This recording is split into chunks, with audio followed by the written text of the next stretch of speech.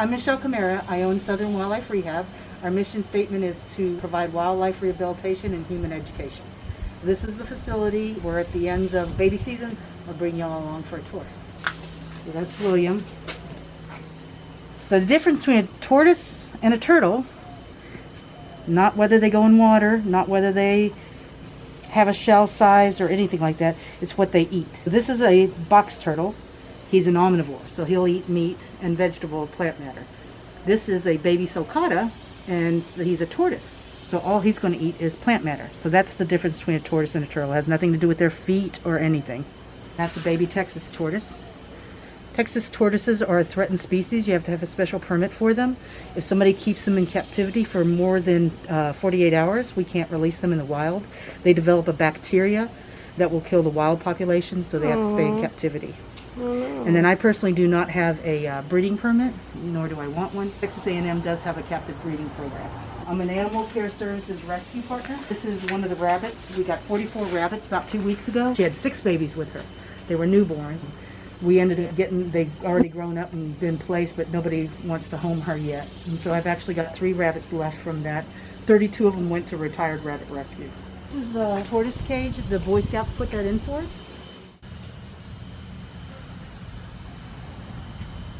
This is one of the rabbits I'm keeping though. This is Voodoo.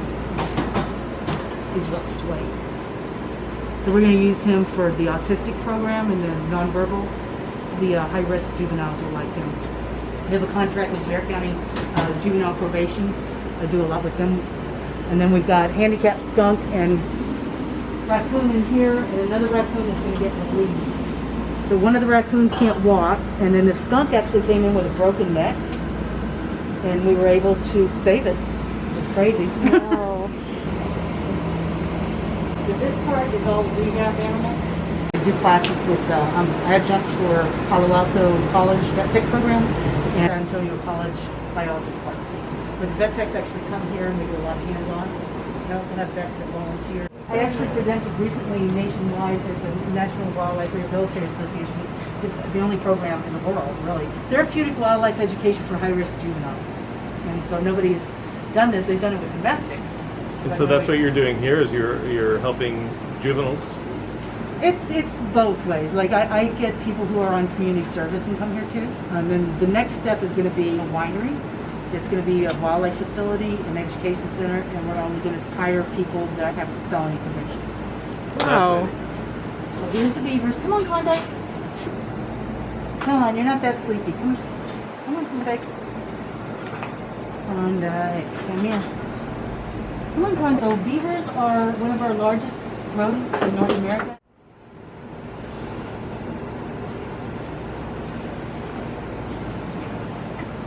Okay. That's Pookie. Spooky.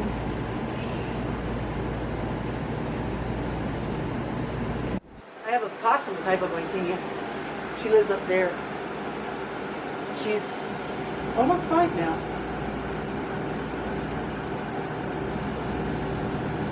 When they have a seizure, they burn a lot of sugar.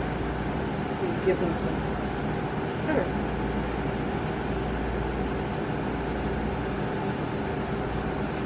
Yeah, is that better?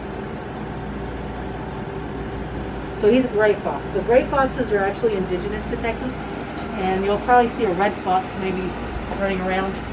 They are not indigenous to Texas, but they've been introduced and they're all over the place. So it seems like they are indigenous. How old is he? He's about 6 months old. Poor buddy. Oh, baby. So that's where I do my surgeries Wow. and stuff. So usually just put a puppy pad, sterilize it, put a puppy pad, and then I can have everything right there in hand. I got my And how oxygen did you machine. learn to do all of that? Classes? Okay. Yeah. Yeah, I attend a lot of classes. We cook chicken for them. Oh, that's sweet. We got a little possum named Remy in here. He's got atrophy in the elbows. This is the second possum I've ever had like this. But he's doing okay otherwise. He probably got some kind of injury in the scapula area. Yeah. Or back area. Nerve issue. He's about 3 months old. Possums have low body temperature, so they can't get rabies, distemper, parvo, anything like that. And they are immune to snake venom, and they eat ticks. And then this is a portable incubator. So they're just starting to wean. Finally. The wings already developed. They can fly already. They just don't fly so well right now, so we just keeping them under wraps because if I put them in there, I can't find them. There's the red fox up top. Tippy, come here, Tippy, Tippy. Tippy, Tippy. Wow. Sneaky, sneaky. There she is. Here's my Tippy too. Hi, girl. Tippy, Tippy. Oh. The studies have shown that they know cats, dogs, mustelids, they think bats. It's inconclusive on the bats. So if you have COVID-19, you can give it to these animals and they get what's called SARS-CoV-2. And so they develop respiratory issues. Aw. But no animals have died from it. But the problem is, if it's a wild animal, so far it's been like tigers, house cats, house dogs. But they're concerned that if the bat population got it, and they're all in the United States, I mean, it could actually wipe out our bats. If we don't have bats, we're going to be in really big trouble. We have to have bats. What kind of work do they do for our environment? They eat all the insects that eat our crops. They'll eat the beetles, the corn husk moths. They eat a lot of mosquitoes. They protect us from malaria and Zika. Zika's Okay. the new one. So they're really essential. Oh yeah, they're very essential. If they didn't eat the bugs off the crops, we would have to put so much pesticides we couldn't even eat it. So it would Yeah, it poison wouldn't us. even be healthy for anyone. Yeah. So this is now the education side. This is our PPE stuff. So we're pretty stocked up nicely. We're really low on volunteers at the moment. Okay, I'll show you all some more bats. So this is the education bats. Most of these guys in here are missing a wing. And these are ones that enjoy being touched. So ones that can't fly that are in there are ones that didn't do well for the education program. So this is a yellow bat. This is Doozy. So she flew into a ceiling fan and it got infected really bad fast, and I had to take it off fast, or she wasn't going to make it. So we've had her about 3 years now. Wow, she looks like a baby. Yeah, she's very small. She's very petite for a yellow bat. But she looks like a little marmoset. Oh, how cute. Yeah, she's adorable. She's done very, very well with us. This is an evening bat. I actually have an albino version of the same bat. This is Camille. She was attacked by cats and she got back injuries, so she can't fly. And for an evening bat, this is really calm. They're the prima donnas of the bat world. Used to being held, used to being on TV. The Bat Conservation International borrows them all the time for education too, because I'm the only one that has live insectivores. The director of the cave is on my education permit, so he can use them for education. The ones in America are all insectivores. Okay. And here's a funny view. Oh, wow. Angus has been with me 7 years now. So Mexican freetails can live about 20 years, where That's the tree pretty bats long will live time. about 8. But see the little tail? Oh. His little bitty feet are so cute. No. This sucker will eat 6,000 bugs in one night. So they can all just hang out together? Yeah, you can mix species. And we've got possum that can't walk, Oh. tarantulas. I pulled that. So that's where the fox lives, up there? Well, no, the fox lived down here. Oh, okay.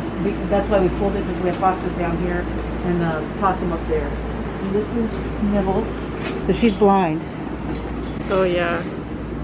This one chewed her leg off the other day. Oh, no. She can't use them, and I guess that's not uncommon for them to do that. We're going to see how she does. She may get euthanized. This is Max. Yeah, Max is a big boy. So there's his glands right there. Wow. So I can wrap my fingers around them. So I usually go to schools and do this to everybody. Yeah. And everybody goes, ah! Oh, he has such stubby feet. That's so cute. Yeah, they do. And he's mama's baby. He's used to being on TV and stuff. Last year we Wow. did Folklife Festival, so he met like 30,000 people. Oh, What's what that a mama wearing? sweetheart. What's mama wearing? And they don't ever spray you or anything? He's very healthy. And how old is he? He's 3. And what do skunks eat? Insects? They're omnivores. Yeah, but they do love insects. That's what the claws are for, is for digging. Kitties. And when the colonials came, the Indians introduced them. They actually kept these as pets because they would eat the scorpions, the snakes, and good mousers. You know, we didn't have cats. That's an introduced species. Nowadays, if you buy perfume like Chanel No. 5, Yeah. it's made with skunk glands. Because when you boil it down, it changes the smell of it. But it has that sticking quality, that natural sticking quality. So if you paid a lot of money for perfume, it's going to have some type of natural oil, like musk from some animal. If you paid less, it's a synthetic. But don't worry, your glands are intact. This is Southern Wildlife Rehab. I started this in 2013. I've been rehabbing for over 30 years. I was permitted in Louisiana and Texas, but I decided to take it to a new level. Then I started got my 501c3 so I could start doing it at a different level, and started having more volunteers come over here, started advertising. Our first year we took in like 45 animals. Last year we took in 450 animals.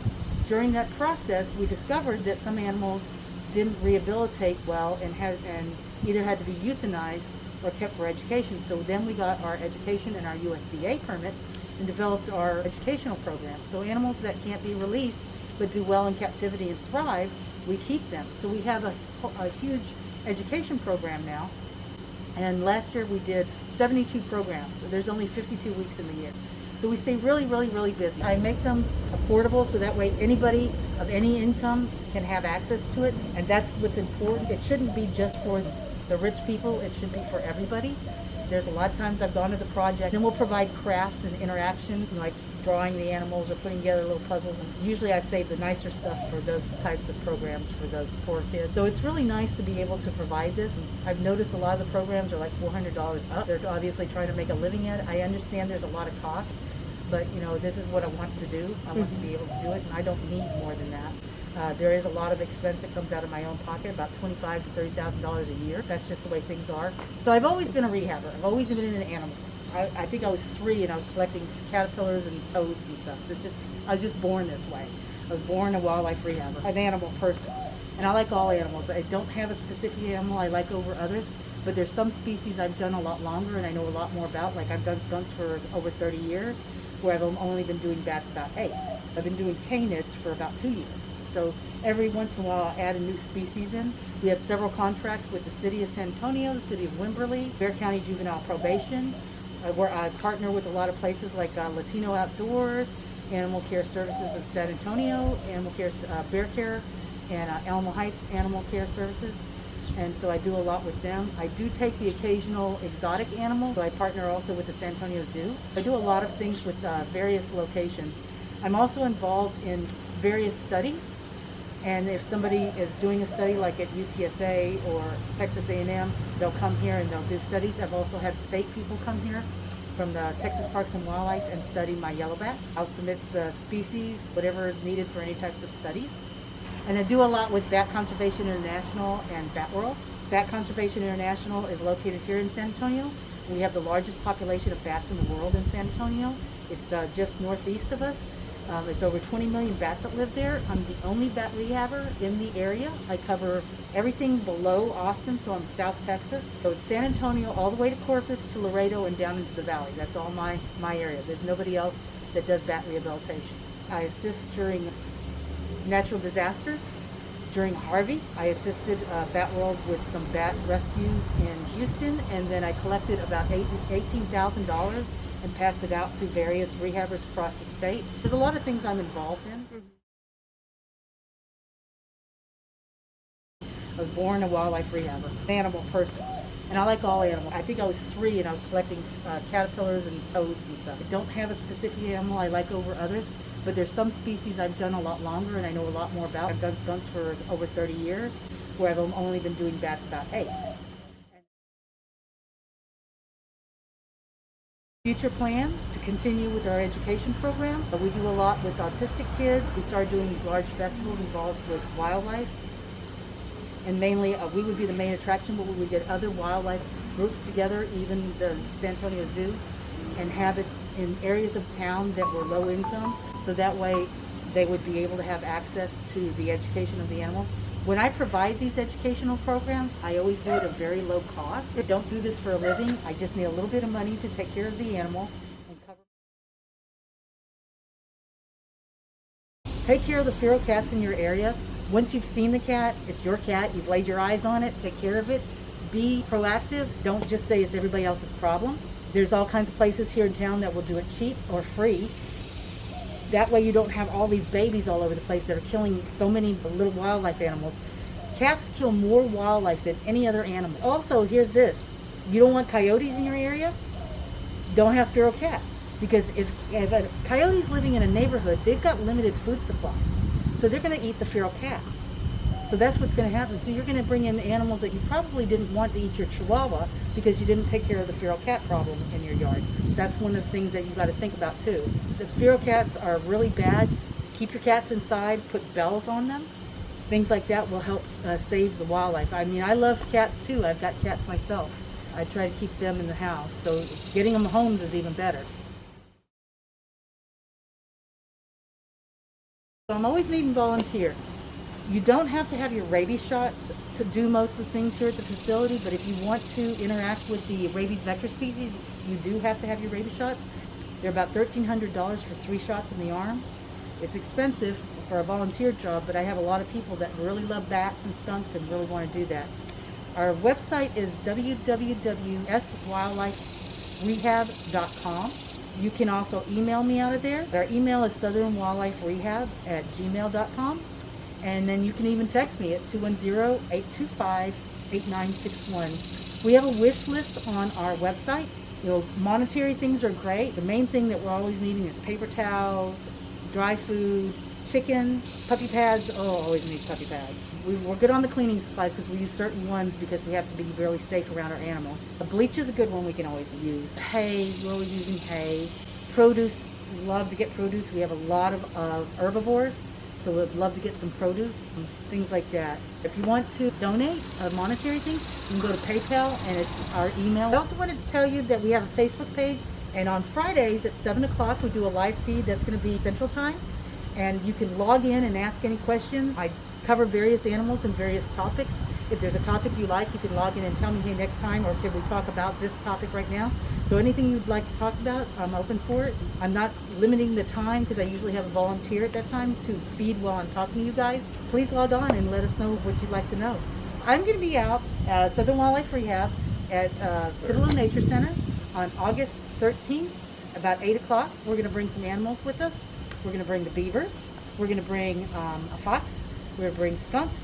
And we're going to bring tarantulas and probably a possum and tortoises. And we can talk all about these animals. You can ask any question you want. If I don't know the answer, you can give me your email or a contact and I'll find the answer for you. But we can talk all about animals and learn about how these animals enrich your environment.